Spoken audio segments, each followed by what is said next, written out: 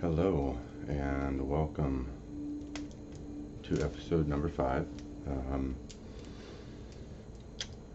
if you're just tuning in, I'm doing a fairly detailed history on who I am. My name is Cale Winter.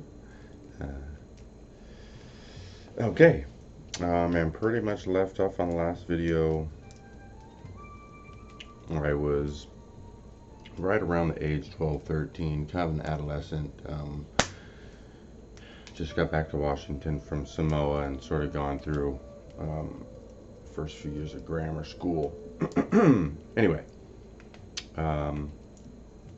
by about 6th grade, going into 7th grade, and I was actually thinking about this prior, don't really remember a lot about that summer, not specifically.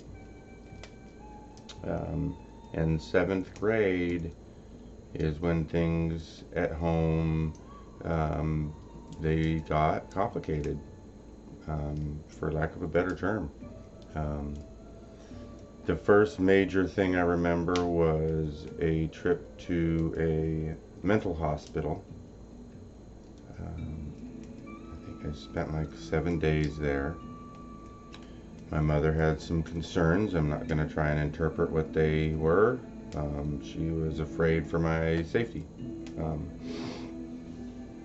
So I spent some time at a mental hospital.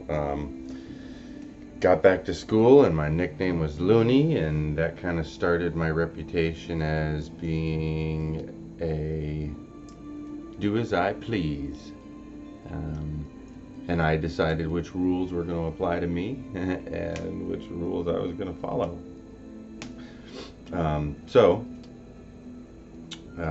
Things at home continued to get worse. I got more and more defiant. I don't ever really remember being specifically violent or violent towards anybody, really. I was definitely destructive. I definitely broke shit. And I know there was some physical stuff at home with mom and dad, but I can't ever remember physical abuse in any direction, whether it was from parent to child, child to parent, because I know it does happen both ways. But I just don't really remember it being like that. A lot of what was happening in my home that time was just a lot of anger, a lot of pain, a lot of hate.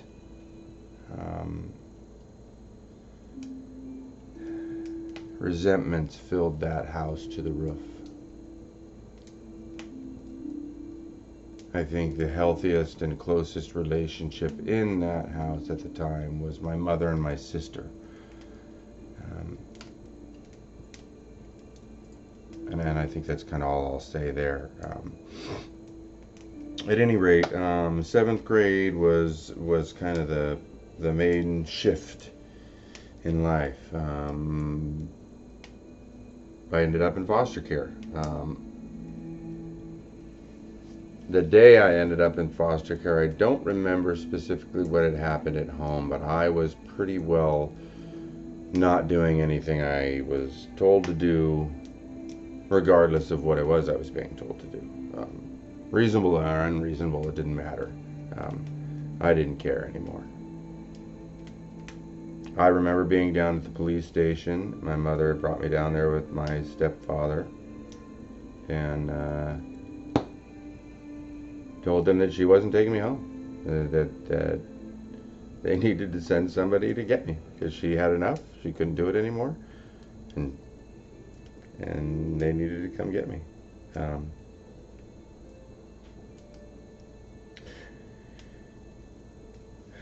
The scene was much more dramatic than just that, and that's all I'll say. Out of respect for my mother.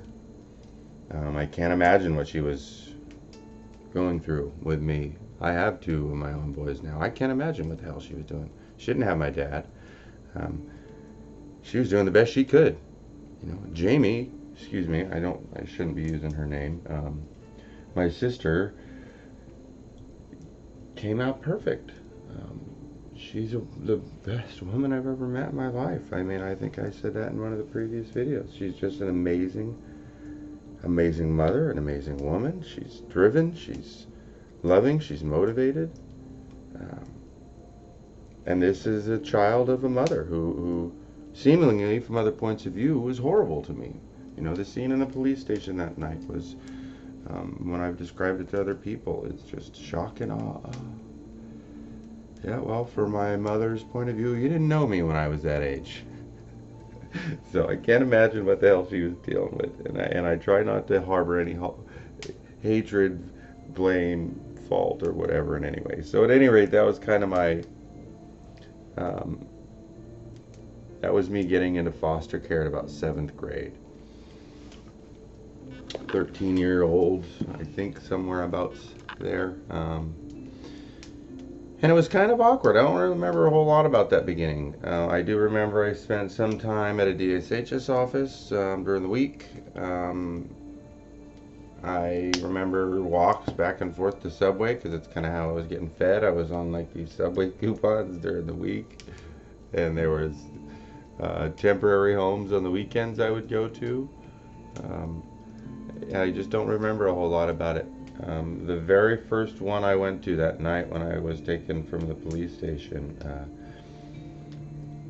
it wasn't too far from home. It was just some ways south, and it was very much a hill, not necessarily country home, but it wasn't in town, up in the hills a little bit. Dirty, stinky, urine-smelling bunks is what I came to. 4 other sleeping kids in a bedroom, a very small bedroom. It was not, I mean, it was a reality check right off the bat. Now, my entrance into foster care was not all just my mother running down to the police station with me and saying, take him away. I was a pain in the ass. I'm sure. I was resourceful, I think. Because I do remember inquiring about getting into foster care. I wanted to go into foster care. I threatened my mother with wanting to leave and run away, and I was going to run off to foster care. And oh man, I tell you, when I got there, it wasn't a happy scene.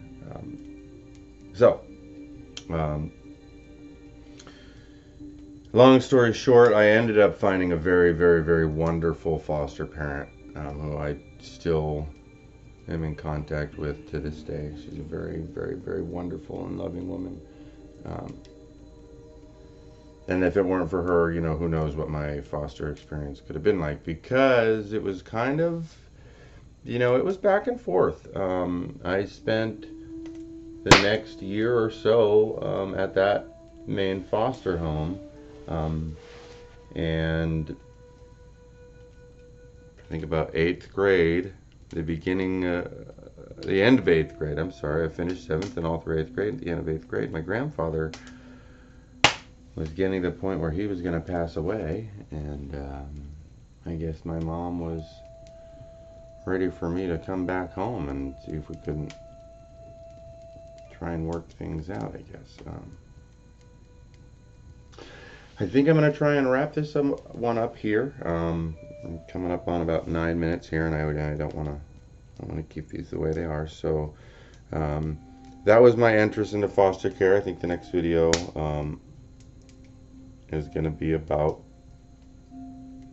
my exit to foster care and into Western Samoa, a program that I spent a year and a half in. So tune in for the next one. Thanks.